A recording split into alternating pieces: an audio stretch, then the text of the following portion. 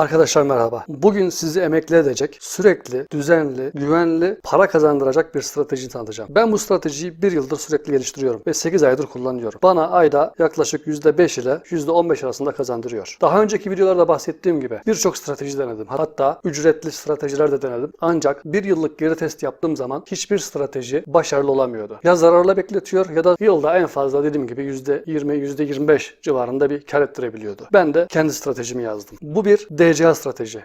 Bu arada bu videonun altına yorum yapan herkese bu stratejiyi bir ay süreliğine deneme fırsatı vereceğim. DCA stratejisinde maliyet ortalamasını düşürmek için kademeli alımlar yapılır. Bu stratejiyi kullanmak için piyasa hakkında ileri seviye bilgi sahibi olmaya gerek yoktur. O yüzden yeni başlayanlar ve küçük yatırımcılar rahatlıkla DCA stratejisini kullanabilirler. Bu stratejiyi istediğiniz varlıkta kullanabilirsiniz. Kripto para, borsa, altın, döviz hiç fark etmez. Hepsini de kullanabilirsiniz.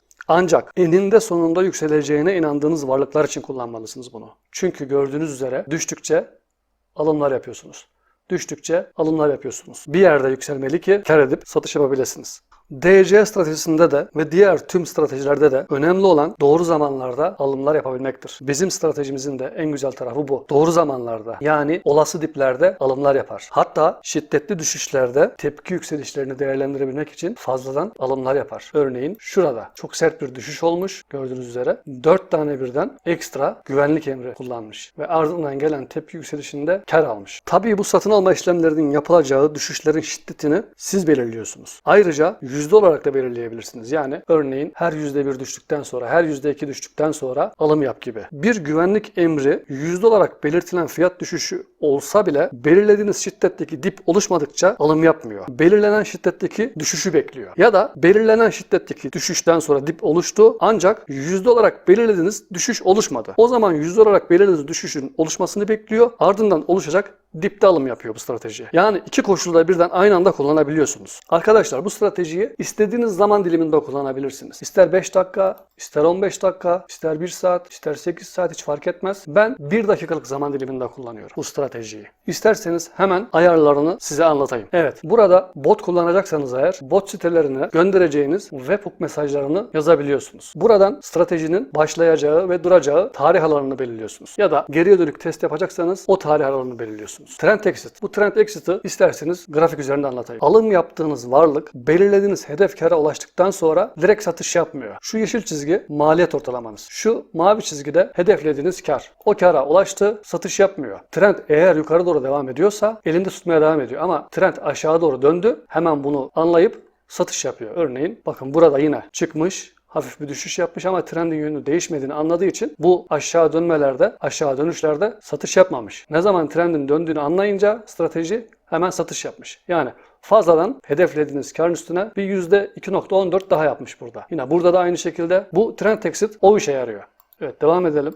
Düşüşlerin derecesi, düşüşlerin şiddeti buradan ayarlıyorsunuz. İlk temel emri ayarını buradan yapıyorsunuz. Normal güvenlik emirlerinin ayarlarını ve ekstra almasını isterseniz güvenlik emirlerinin şiddetlerin ayarlarını buradan yapıyorsunuz. Yine biraz önce bahsettiğim gibi bu düşüşlerde oluşan diplerin şiddetini belirlediğiniz gibi ne kadar düşüşten sonra alım yapmasını istiyorsanız yüzde olarak yine burada belirleyebiliyorsunuz. Ben sıfıra yakın bir rakam yaptım. Ne zaman belirlediğim şiddetteki düşüş dip oluşursa direkt alım yapıyor. Bu alımların arasındaki mum sayısını buradan belirliyorsunuz. Yani böyle sık sık alım yapmasın diye. Ben mesela 40 mumda bir yani 40 dakikada bir oluşabilecek diplerde alım yap diyorum. Bunu isterseniz 100 dakikada bir veya 50 dakikada bir istediğiniz gibi ayarlayabilirsiniz. Yani veyahut 500 dakikada bir oluşacak diplerde alım yap gibi ayarlayabilirsiniz. Buradan kar al, takip eden zarar kes ve stop loss ayarlayabiliyorsunuz. Buradan hesaplamayı yapacağı kaynağı da seçebiliyorsunuz. Ben doğru hesaplama yapsın diye OHLC 4'ü seçtim. Yani sonuçta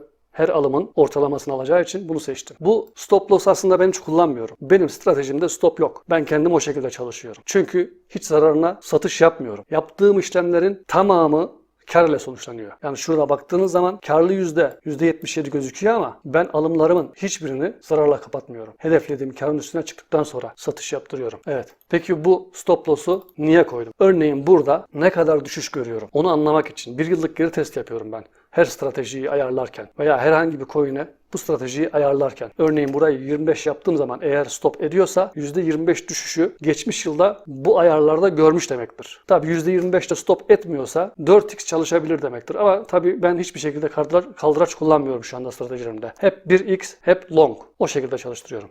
Bu stop loss'u kullanmak isteyen olursa yine var. Evet, güvenlik emirlerinin hacimleri ve adımları. Her güvenlik emrini 1,5 kat arttırarak alıyor bu ayarda. Bir yaparsanız her güvenlik emrini aynı alır. Yani bir güvenlik emrini 100 dolar olarak ayarlarsanız her güvenlik emrini 100 dolar olarak almaya devam eder. Ben 1,5 kat arttırarak devam ettiriyorum. Düşüş yüzdesini sıfıra yakın yaptığım için bunun bir önemi yok. Ama eğer oraya bir rakam girerseniz, örneğin 1 gibi, her seferinde 1,5 kat arttırarak o adımı belirler. İlk güvenlik emrinde 1, ikinciye 1,5, üçüncüye 2,25 gibi arttırarak devam edecektir. Evet, burada ne kadar güvenlik emri kullanacağını belirliyorsunuz. Şimdi buradaki rakamın toplamı değil. Buraya baktığınız zaman 44 tane güvenlik emri gibi anlayabilirsiniz ama öyle değil. Toplam burada 10 tane güvenlik emri kullanabilir en fazla. Ama biraz önce şurada belirlediğiniz şiddetlere göre güvenlik emirleri alacak. Yani en fazla 21 şiddetinde oluşacak diplerden sadece 7 defa alabilir. 32 şiddetinde oluşacak emirlerden en fazla 8 defa alabilir. Toplam 10 defa güvenlik emri kullanabilirsiniz. Veya ben hiç ekstra güvenlik emri kullanmak istemiyorum diyorsanız 10 güvenlik emri, diğerlerini 0 yaparsınız. Sadece 21 şiddetinde oluşacak güvenlik emri kullanabilirsiniz. Ya da diyelim ki 5 defa 21 şiddetindeki güvenlik emri kullan. 10 defaya kadar da 54 şiddetindeki güvenlik emrini kullan gibi ayarlayabilirsiniz. Benim ayarlarım şu anda kullandığım bu şekilde. Evet, burada temel emir ve güvenlik emirlerde ne kadarlık alımlar yapması gerektiğini sermayenin yüzdesi olarak belirleyebiliyorsunuz. Örneğin burada 100.000 dolarımız var. Güvenlik emrini 100.000 doların %0,584'ü kadar alım yapıyor. Ve ilk güvenlik emrini de 100.000 doların %0,877'si kadar alım yapıyor. Ve ondan sonra her seferinde 1,5 kat arttırarak devam ediyor. Bu rakamı ben nasıl buluyorum? Bu rakamı önceden tek tek hesaplıyordum. Daha sonra bir tablo hazırladım kendime. Evet, güvenlik siparişi hacim artışı 1,5 kat. Sipariş boyutu. Binance şu anda en küçük alımı 10 dolar yaptırıyor. Temel emiri 10 dolar. 1,5 kat arttırıyorduk. İlk güvenlik emrini 15 dolar yapıyoruz ve toplam bir temel emir ve 10 tane güvenlik emri olacağına göre rakamlar şunlar. Sipariş yüzdesi. Sadece temel emir yaparsan, hiç güvenlik emri yapmazsan gördüğünüz gibi paranın %100'ü temel emir. Sadece bir tane temel emir ve bir tane güvenlik emri olursa 40'a 60 yüzde görüyorsunuz. Eğer 10 tane olursa temel emir öz sermayenizin %0,584'ü, ilk güvenlik emrinizde %0,877'si. Bu rakamları buraya yazıyoruz. Bunları doğru yapmalısınız. Yani buradaki hacim artışı, toplam alacağınız güvenlik emri ile beraber bu rakamları doğru yapmalısınız ki öncelikle şurada göreceğiniz net kazancınız gerçek olsun ve güvenlik emirlerini rahatlıkla alabilsin. Eğer burayı 0,877 deyip de 9 yapayım ben, 10. güvenlik emrine benim param yetmez. Çünkü %100'den fazlası olur burada. Yani 100.000 dolardan fazla para gerekir. O yüzden bu rakamı doğru yazmak gerekiyor. Bunların toplamı %100'ü geçmemeli. Evet, burada kullanılacak sermayeyi başlangıç sermayesi veya mevcut sermaye olarak seçebiliyorsunuz. Eğer başlangıç sermaye olarak seçerseniz bunu her alımlarınız aynı rakam, aynı miktarda olur. Yani 100 dolar alacaksa her seferinde 100 dolar alır. Ama bunu mevcut sermaye seçerseniz burada ettiğiniz kar sürekli öz sermayenizin üstüne eklenir ve ona göre alımlar yapmaya başlar. Bunu mesela şu anda Tricommas sitesi premium üyelerine hizmet olarak yeni sunmaya başladı. Ama ben bunu uzun zamandır kullanıyorum. Yani örneğin ben bunu bir ay kullandım. %10 kazandım. 100.000 dolarım 110.000 dolar oldu. Eğer o 10.000 doları ben yine kullanmak istiyorsam tekrar bu botu ayarlamam gerekiyor. Ama bunu ben ayarlarsam, bunu ben buradan mevcut sermaye seçersem her seferinde ettiği karı üstüne ekleyerek yeni alımları o şekilde yapmaya devam eder. Ancak burada şöyle bir durum var. Eğer bunu mevcut sermayeyi seçersem ve stratejiyi bota bağlayacaksam yukarıdan stratejinin başlangıç tarihini bugünü seçmem lazım. Eğer bugünü seçmezsem şu ekranda gördüğünüz karı öz sermayenizin üstüne ekleyip ona göre alım mesajı gönderecektir ve paranızı eğer tam %100 ayarlarsanız 10. güvenlik emrine paranız yetmeyecektir. O yüzden bunu bugünün tarihini yazmanız lazım. Hemen yapalım. 15.03.23 dedik ve hemen işlemler kapandı.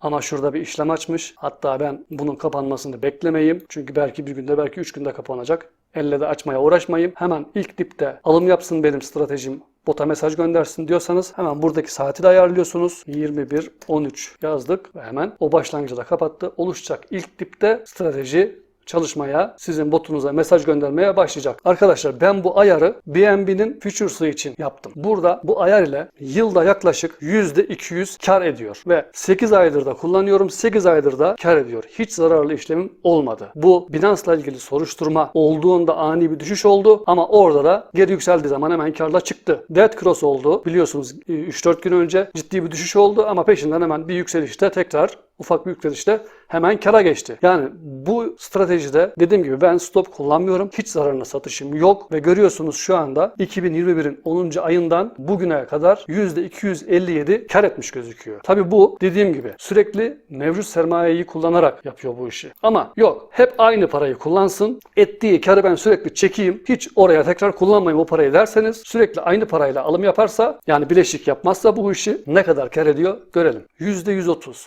Yani 230 bin dolar yapmış. 100 bin dolar. Ama biraz önceki gibi yine mevcut sermayeyi kullanırsa 100 bin doları 350 bin dolar yapmış oluyor. Ve hiçbir şekilde beni yanıltmıyor bu strateji. Yani mesela buradaki bu mevcut sermayeyi seçersen belli bir zaman sonra eğer yanlış hesaplama yaparsa biraz önce bahsettiğim sebeplerden dolayı alım yapmayabilir. Ama komisyonu da tam giriyorum ve tam zamanlı kapanışlar yapıp doğru hesaplamalar yaptığı için, özellikle mum kapanışlarında işlem yaptığı için hatalı sonuç vermiyor kesinlikle. Birebir kuruşu kuruşuna verdiği sonucu ben botta, Binance'da görüyorum. Şimdi bazı arkadaşlar diyor ki ya bu kadar zamanda %257 iyi değil. Ya arkadaşlar Allah aşkına böyle bir parayı nerede kim kazanıyor? Nasıl kazanıyor? Yani benim kardeşim de geçen gün dedi. Ya %257 pek bir şey değil. Ya bir yılda %200 parayı kazancı, hatta yani kendisiyle beraber %300'ü. Nasıl yapıyorsun? Nerede yapıyorsun? Hele ki bu kripto borsasında. Ki ben mesela bu 10. ayı niye burada 10. aydan beri yapıyorum? Geçmişten beri 10. aydan beri yapıyorum. Çünkü sebebi şöyle baktığımız zaman 2021'in Kasım'dan sonra bu BNB %73 düşmüş. Bu düşüşe rağmen ben hiç açıkta kalmamışım bu ayarda ve sürekli kar etmişim. Sürekli para kazanmışım. Bu strateji en güzel bu dalgalarda kazanıyor arkadaşlar. Sürekli inip çıktıkça alıyor, satıyor. Böyle çok ani sert düşüşlerde aşağı düşürebilir sizi. Satmayacaksınız. Biraz önce zaten bahsettiğim gibi kesinlikle ama kesinlikle tekrar yükseleceğine güvendiğiniz bir varlıkta kullanacaksınız bunu. Öyle uyduruk coinlerle bunu kullanıp ondan sonra dibe kadar çakılıp %90 düşüp bir daha yükselmeyecekse, öyle bir risk varsa kesinlikle bu DCA'yı kullanmayacaksınız. Ancak mesela böyle bir boğa sezonunda, şöyle bir boğa sezonunda size düzgün bir kazanç vermez. Burada millet %300-500 yapar. Siz %50 ile kalırsınız. Çünkü bu dip buldukça alım yapıyor. Peki hocam boğa geldi, ben ne yapacağım? Ne yapacaksın abi? Örneğin ne yapacaksın? Buradaki ayarları değiştireceksin.